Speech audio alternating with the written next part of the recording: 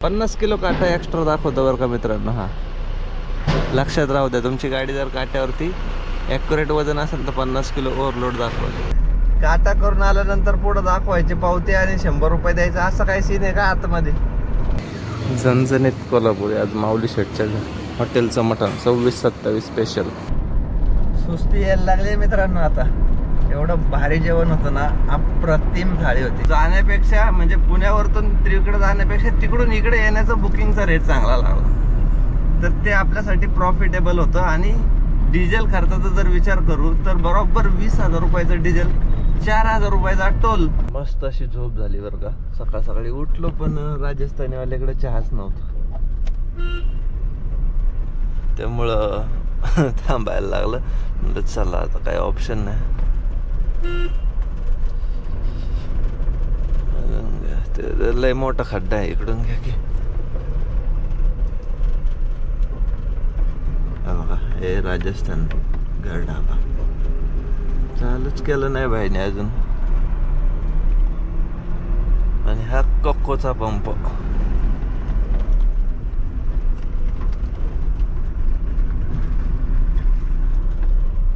अजून आहे आपल्या गाडीमध्ये डिझेल, त्यामुळे काय लगेच भरायचं नाही.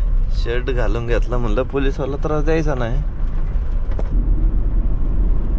पुणे 520, हुबळी 93. चला मस्तपैकी आपला 48 नंबरचा प्रवास आता इथून पुढे राहिलेला रेग्युलरली. आणि आपल्याबरोबर दादांची गाडी आहे. रात्री ना दादांनी फोन केला होता मला, ते बँगलोरमधून भरून निघाले, ते पण नावाशिवायला जाणार आहेत. आणि आपण पण जाणार मुंबई साकीनाक्याला. तर आता एक गाडी बघा, ही लाईनवरची गाडी आहे, ओपन बॉडी ॲक्च्युली. तर 3 ताडपत्र्या टाकलेल्या आहेत गाडीवरती, पण हाईट जी आहे ना ती 5.5 फुटाची आहे. बघा म्हणजे लाईनवरती चालत आहे. आणि गाडी जर ओपन ठेवायची आहे तर मग तुम्हाला नाही का वरती हवा भरपूर अशी पास झाली पाहिजे, गाडी अशी अटकली नाही पाहिजे. 1.5 आहे. लास्ट टाइम आम्ही खोपोलीला भेटलो होतो स्वामी चहाच्या तिथं, त्यावेळेस मी फेसबुकवरती फोटो टाकला होता दादांचा आणि माझा. चला आता डायरेक्टली मुल्ला ढाब्यावरती जाऊ हुबळीला. तिथं आंघोळ उरकता येईल. चहा नाश्ता तर आम्ही जागेवरतून निघाल्याच उरकून घेतला. म्हणलं प्रवास उरकायचा आहे, अजून बराचसा प्रवास आहे आपला, तेवढा कव्हर झाला पाहिजे आज. 11:15 वाजलेत मित्रांनो. आपण पोहोचलोय कुठं माहिती का? हुबळी धारवाड. जिओच्या पंपावरती आता जस्ट टँक फुल केला. 32 लिटर बसलं बघा. 98 रुपये रेट होता इथं, 98 रुपये 60 पैसे. आता आंघोळ करायला थांबायचं आहे. पुढं जाऊ मस्तपैकी मुल्ला ढाब्यापर्यंत खेचू आणि आंघोळीला थांबू. मग आंघोळ जेवण वगैरे तिथंच उरकून घेऊ. मुल्ला ढाबा.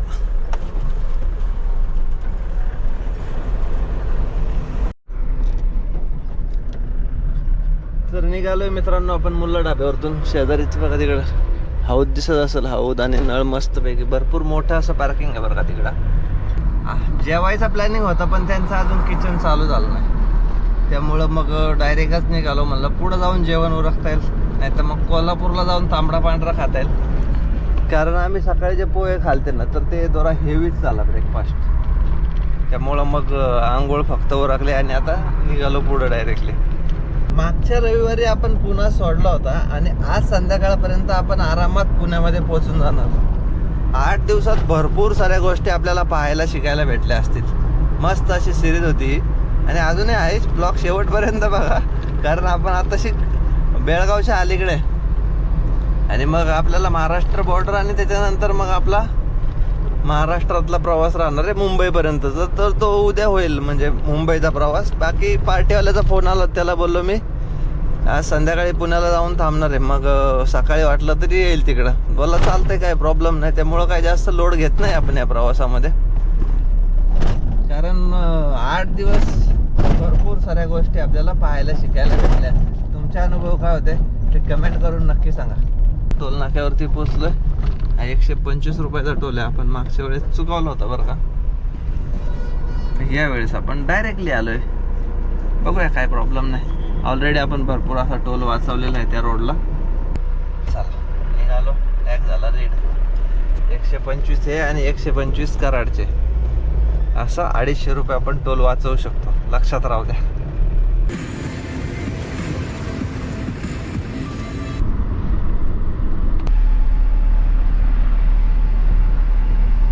बरोबर 2:30 वाजलेत मित्रांनो. आपण आहे ना वजन काट्यावरती पोहोचले. महाराष्ट्र बॉर्डर 1 2 3 ते चालूच आहेत. चला एकदा वजन चेक करू किती येते. अंडरलोडच असणार आहे तरी पण टेन्शन नाही. मी काटा करून घेतला होता माहिती ना 2690.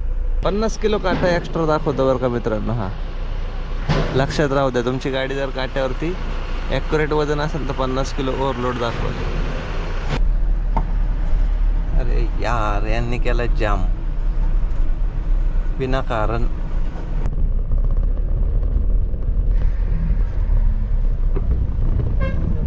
डोकं खायचे काम आहे, शिव्या खायचे काम. आणि असं वाटतंय अडाणी भाऊनी पण 100 रुपये तर सुरू केलं काय नाही वसुली आता.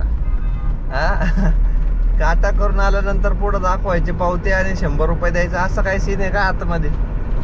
बरोबर 4 वाजलेत मित्रांनो. आपण पोहोचलोय माऊली दादाच्या ढाब्यावरती 26-27. चला जेवण पण उरकायचं. भरपूर अशी भूक लागली आहे. म्हटलं जावा आपल्या ड्रायव्हर भावांकच जेवायला. चला इथं लावू गाडी आणि मग जेवण उरकून घेऊ. झणझणीत कोल्हापुरी आज माऊली शेटच्या हॉटेलचं मटण 26-27 स्पेशल. चला शेट कुठंतरी बिझी आहेत, आतमध्ये असतील. सुस्ती यायला लागली मित्रांनो आता. एवढं भारी जेवण होतं ना, अप्रतिम थाळी होती. नक्की ट्राय करा तुम्ही माऊलदाच्या हॉटेलवरती. तर आता कराड, सातारा आणि पुणा एवढंच अंतर आपलं राहिलं आहे आजचं. तेवढं कवर करून घेतो कारण आता सुस्ती यायला लागली. बरोबर 5:30 वाजलेत आणि 5-6 तास तरी आपल्याला पुण्याला जायला लागल. कारण रविवार आहे, थोडं गर्दी लागेल आपल्याला. कारण रिटर्नवाले कार्यकर्ते भरपूर सुट्ट्या संपून येतात नाही का, तर ते घावतील. त्यामुळे प्रवास उरकून घेऊ. बाकी गाडी आपली उद्या खाली होईल साकी नाक्याला, मग ते सकाळी कवर करता येईल. तर आता खेचूया गाडी, पोचूया पुण्यात. एवढंच टार्गेट ठेवूया कारण आता आळसलो मी. सुस्ती आली जेवणानंतर. आणि नक्की येऊन ट्राय करा माऊलदाचं हॉटेल. भारी जेवण भेटते, एक नंबर. व्हेज तर व्हेज, नॉनव्हेज तर नॉनव्हेज, एकच नंबर.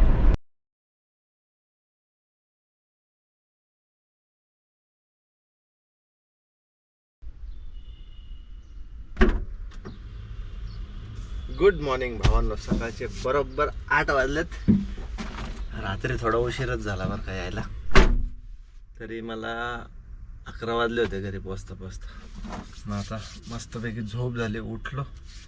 सकाळची पूजा पण उरकली आणि आता आपल्याला जायचं आहे मुंबईला. तर हिशोब वगैरे आपल्याला ह्या ब्लॉगमध्ये शेवटला कव्हर करून घ्यायचं आहे. तर चला ब्लॉग शेवटपर्यंत बघा. कुठं गाडी खाली होणार आहे, कसं होणार आहे प्रवास, बघूया. काय हायलाईट्स या ब्लॉगमध्ये आपल्याला बघायला भेटत आहेत. या प्रवासामध्ये मित्रांनो आपण पुण्यावरतून निघालो होतो.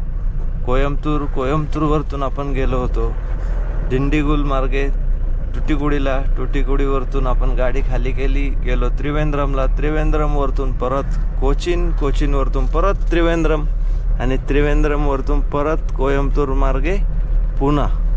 तर 3800 किलोमीटर इथपर्यंत रनिंग झालं आहे. आणि अजूनही आपल्याला 100 किलोमीटरचा प्रवास करायचा आहे मुंबईचा. आता हिशोब पण नीट समजून घ्या कारण एवढी मोठी सिरीज झाली आणि तिचा हिशोब समजला तर तुम्हाला ही सिरीज समजली. तर आपण बरोबर 3900 किलोमीटरचा प्रवास केलाय. त्यातले 250 किलोमीटर आपले तर एमटी झालेत, जे की आपल्याला लोडिंगसाठी त्रिवेंद्रमला जायचं होतं टुटीकुडीवरतून.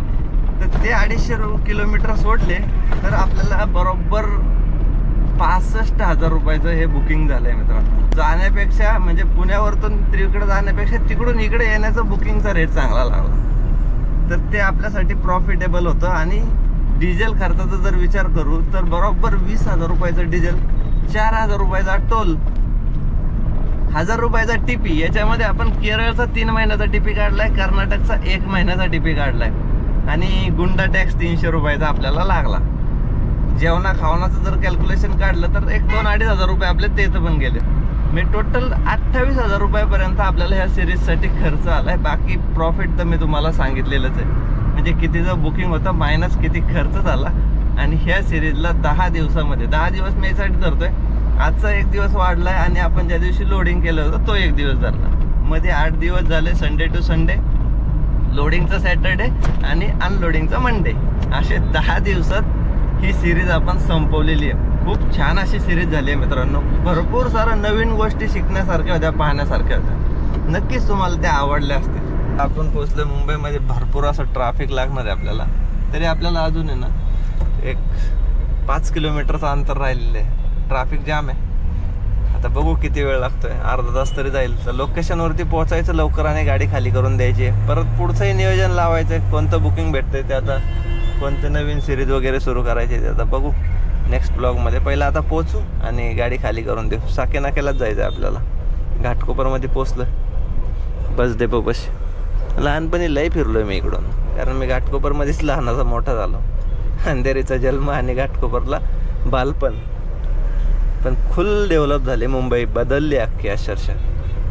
त्यामुळं का आपल्याला ना काच लागतो मुंबईत यायचं. एका AC लावून मस्तपैकी प्रवास करायचा. मुंबईमध्ये एवढी गरमी होती, मग ती चिडचिड होती. त्यापेक्षा डोकं शांत ठेवायचं प्रवासात. चला पोचूया डायरेक्टली लोकेशनवरती.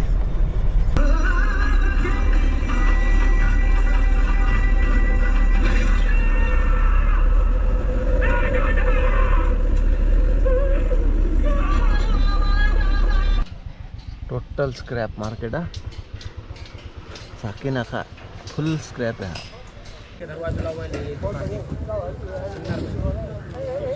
तर गाडी खाली झाली आहे मित्रांनो आपली. बरोबर आता 2:30 वाजलेत.